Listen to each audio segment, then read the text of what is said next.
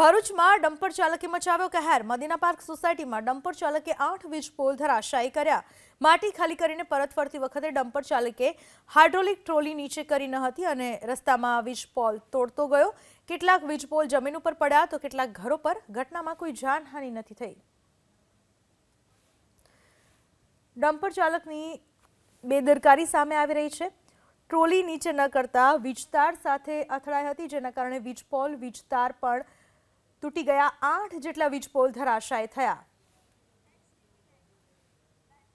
ભરૂચમાં ડમ્પર ચાલકે મચાવ્યો કહેર। મદીના પાર્ક સોસાયટીમાં ડમ્પર ચાલકે 8 વીજ પોલ ધરાશાયી કર્યા।